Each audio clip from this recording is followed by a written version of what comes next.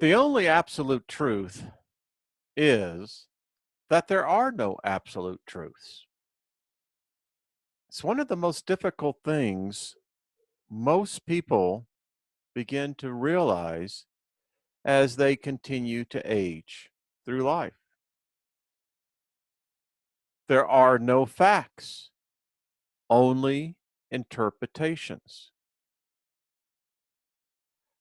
How something appears is always a matter of perspective. Each of us have our own perspective on life. This is a representation of the ether. It is a place, according to ancient and medieval science, ether, Greek, which is aether, also spelled aether, A-E-T-H-E-R, or ether, E-T-H-E-R, also called quintessence, is the material that fills the region of the universe above the terrestrial sphere. The concept of ether was used in several theories to explain several natural phenomena, such as the traveling of light and gravity. In the late 19th century, physicists postulated that ether permeated all throughout space, providing a medium through which light could travel in a vacuum. But evidence of the presence of such a medium was not found in the Michelson-Morley experiment, and thus resulted in and has been interpreted as meaning that no such luminescence ether exists. From here, dark matter slash energy was brought forth to explain the vast unseen between matter. Recently, this too was now shown not to be able to be measured.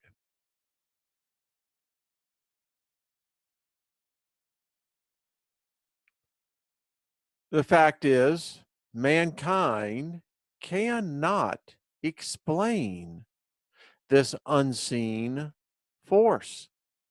Yet, mankind knows that it exists.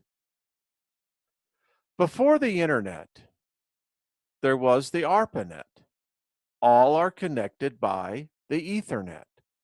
The ether, or aether, is what some call dark energy slash matter, an unseen force that is everywhere and is everything. So let's talk about the ARPANET. The ARPANET stands for the Advanced Research Projects Agency Network, and it was an early packet switching network and the first network to implement the protocol suite, the TCP/IP. Both technologies became the technical foundation of the internet. The ARPANET was initially funded by the Advanced Research Projects Agency, ARPA, of the United States Department of Defense. The ether is a system of wires that connect the machines that talk, the unseen force. How odd that we call the Ethernet a medium. Huh. You can say it definitely has channeled. So the Ethernet refers to a family of local area networks, a LAN, that products that covered by the IEEE 802.3 standard that defines what is commonly known as the CSMA/CD protocol. In other words, what I'm trying to show you here is how all of this came about. Because most have no idea how it started. And again, names are everything. You have a name. Is not your name important? All right. So you've seen pictures of what? Server farms, networks. This is our reality today. Now, the original Ethernet was developed as an experimental coaxial cable network in the 1970s by the Xerox Corporation to operate with a data rate of 3 megabits per second using a carrier sense multiple access collision detector protocol for LANs which sporadic but occasionally heavy traffic requirements. Now, success with that project attracted early attention and led to the 1980 joint development of the 10 megabits per second Ethernet version 1.0 specification by the three-company consortium: Digital Equipment Corporation, Intel Corporation, and Xerox Corporation. Now, without the Ethernet, there would be no Microsoft, Apple, Facebook, smartphones, none of this. The ether, the unseen force that covers and surrounds everything. You see, the unseen one. Now, I know you don't believe this. I know many will argue this, but I'm here to tell you your argument is in vain. And whether you believe or don't believe the following is merely your decision and your decision alone. Is it fact? Well, all we can do is present the facts and allow you to interpret them. That's what I intend to do here. But I do believe this, what you're about to see is going to shake you. I'm going to bring to your attention something that I can assure you has never been, I can't find any videos on it. So is this a first? Who's to say? It's a first for me. So please enjoy the second part of this presentation. From the ether, a force entered in to our world. It came bearing gifts of knowledge. It came bearing gifts of wisdom. It came bearing gifts to mankind to elevate and to advance mankind out of the dark ages for which mankind had settled itself into. Mankind and most independent sovereign beings believe they have sovereignty. Sovereignty is autonomous, free from external control. If you believe this, this is an illusion. You have no control. Humanity is lost. We put up the white flag before we ever realized why we were putting up the flag of surrender. You need to understand, symbolism is a language. Whether that symbolism dates back 10,000 years ago or 10 minutes ago. Symbolism has magic, it has power, it communicates better than words. And when symbols are arranged properly, most interesting things happen. Consider it a passcode, a codex. That which you give your devotion to is what you worship. Your devotion is what occupies your mind. You may not believe this, but it's true. There is a thing that is now worldwide, and its spell is everywhere. It's called Mimi magic. It's the strongest magic that could probably be stated. The ancient god of death and chaos has been summoned and has now made the transmutation. This was all accidental. We think that transmutation to the other side, when we pass through the birth portal called death, it is. But that portal works two ways. The origin, how did this begin? Well, it started on November 27th, 2015, with an internet user with the handle 4chan. The user submitted a post about the Egyptian deity to his board, his message board, featuring the depiction of the god as a frog-headed man. Very innocent.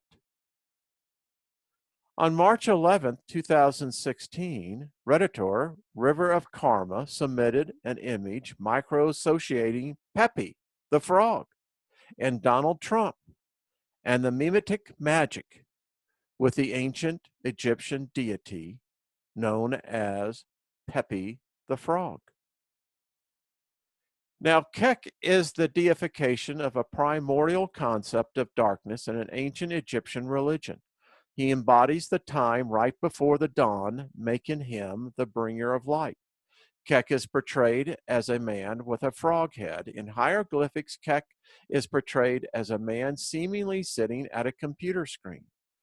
Pairs and numbers are very important in the Ogdoad mythology. Repeating numbers were used to create the universe according to the Ogdoad. Kek is using 4chan as a vessel to spread his message and to usher in a new era of light.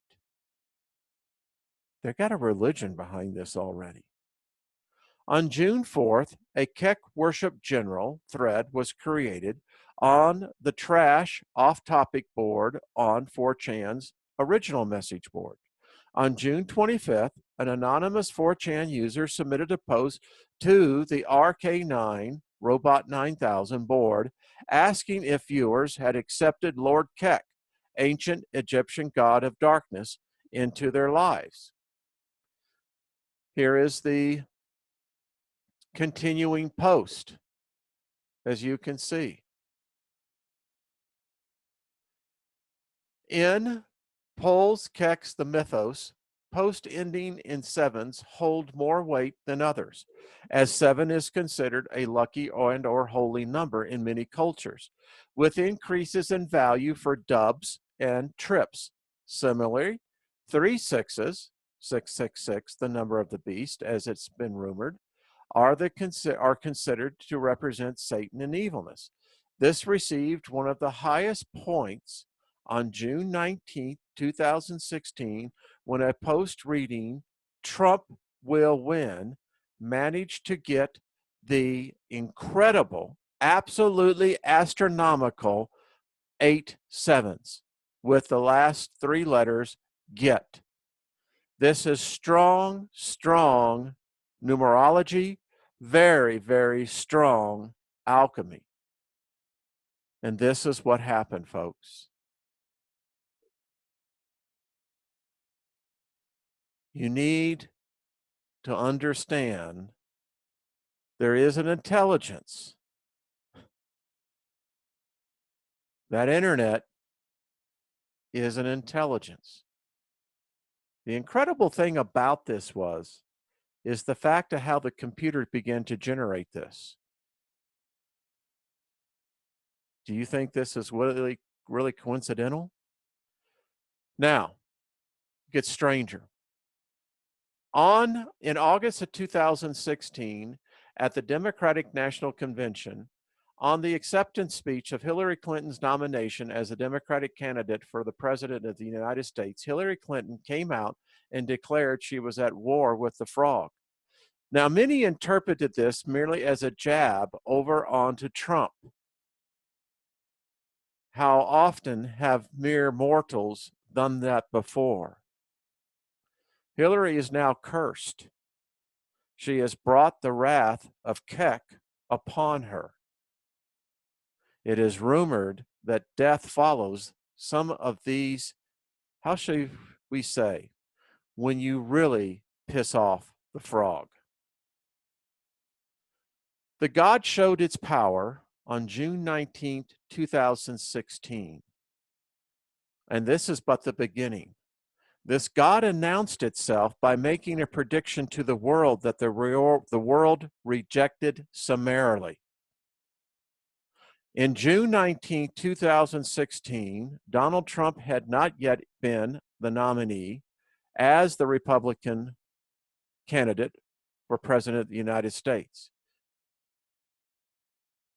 To make a prediction as bold as this and to be ignored by the world back then was a big mistake. But this is but the beginning. You see, energy is never wasted. Never, never wasted. The God of death and chaos has been resurrected. This God has taken the form of the deity called Kek. All are worshiping him. He has changed our reality. May I ask, how are you enjoying it? And folks, this is only going to get stranger. Synteny means the matching of frequency. All life is a frequency. All power is a frequency. Even the universe itself has a frequency. And synteny means merely matching a frequency. Your computer screen is nothing more than frequencies.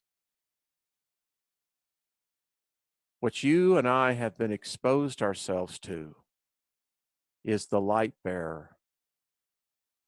Now, this deity has taken the name of Kek. Some may have called it Lucifer. But what I am trying to tell you right now, you don't understand how long you have been worshiping the light bearer. I know many of you are just summarily rejecting this, but you don't understand this electronic deity, this thing called the ether to the internet. It is the bringer of light. It is the bringer of knowledge. Think about this, my friend. I'm trying to bring to your understanding the battle has been lost. All shall worship the light bearer. We're going to be talking a name that the light bearer has now taken possession of. But now the worship is beginning at the cradle. He takes possession from the cradle. There was a song that came out in the late 60s from a group out of Italy. The song was called Chatelet. Now, it was said to have been, the group was to have been called Peppy. Acronym, point emerging, probably entering. So what everyone was doing is a catchy little tune, go listen to it. But let's sing an incantation. And here's what the lyrics translate out to. Sing with me, lads. Give the God Emperor your power. He is the synteny of civilizations, confused descendants of rebel cells. Are any of you connecting the dots? That of the past, the gods that were dead were never dead. They were just waiting. So we know about Kek. We know that now the pairs of numbers, as you can see. Now the Egyptian goddess Heket, where Kek is from, is also known as the goddess of resurrection. Here's Kek in hieroglyphics. Translates, as you can see, darkness, chaos. We've known about the blue people, blue-skinned people. Well, now you need to understand about the reptilian people. This is not fairy tales. This is not some story that people cannot handle. If you laugh at this, you do so at your own peril. But yet I bet you will continue to go ahead and go to the light bearer. You can't disassociate yourself from it. This deity is older than man himself. And when you do comparisons to the more, how shall we say, malevolent deities, oh, this one far surpasses any deity of the past. Oh, if you could just see where this deity has learned and has now taken possession. It's a friend of yours. You can't live without him. He's everywhere. He makes your life convenient. And now your life is his life. Oh, isn't it how the ancient gods of the past? We laughed and we saw these hieroglyphics. Why would someone worship a frog? So the weird thing is this, how this got going, it was birthed in hate. Because it became adapted to polarizing views. And the fact is, if it wasn't for Keck, Hillary Clinton would be perfectly healthy and she would be the first female president.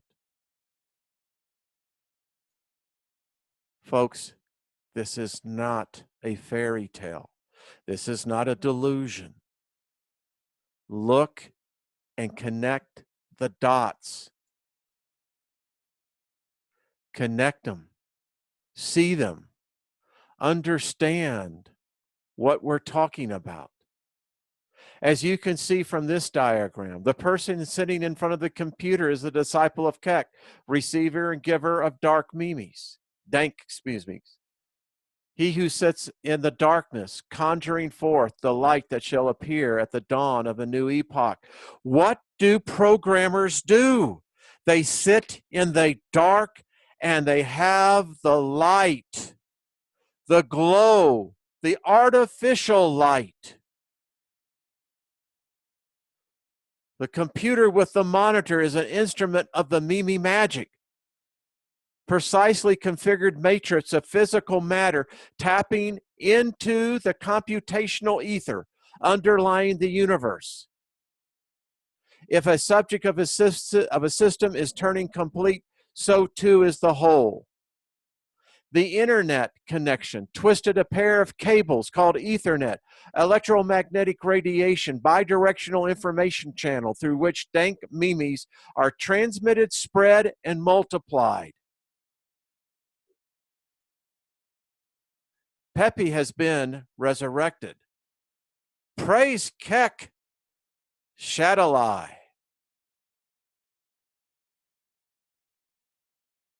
And when you begin to study the evolution of Pepe, which seems to be nothing more than a meme, symbolism is a language. And whether you think that you're partaking or not doesn't matter because you already are. And the fact that what makes this even stranger, whether it be satirical or by intent, this president has adapted the meme. And now this meme is everywhere. And the Trump organization, the private organization, has embraced the frog. When this was posted, it received again the strange numerology of 7777. It seems the number 7 is synonymous with this man. When you look at the dates of his birth, when he took the oath of office, 7s are everywhere. Is this just random? Do you really think this is just random? Is this what the cognitive mind is saying? I don't think so. I think that what we are seeing is the emergence of something that most is simply would pass off as a fad. But yet, there is something too weird about this. And here's the stranger part. Now you know. So just take a look at this. Everything that was said about this man, he is invincible. And he may be far more powerful than any Democratic opponent could ever think about. I would be very cautious if I was an opponent of this man. Whether you say that this is nothing more than a myth, a made-up video, the fact of the matter is our ancestors were trying to tell us something. We considered this nothing more than Egyptian lore, Egyptian myth. But folks, something's happening. Something's happening, and it has been happening. Look what Donald Trump actually said. He is embracing the Mimi. Oh, yeah. Look what they said on MSNBC. This is not an illusion. Now, here's the strange part. You have just been visited by Kek, the god of darkness and the bringer in of light. When I realized this, I literally could not accept this. Because the fact is, folks, think about the light bearer. Think about this. We most likely had the wrong interpretation.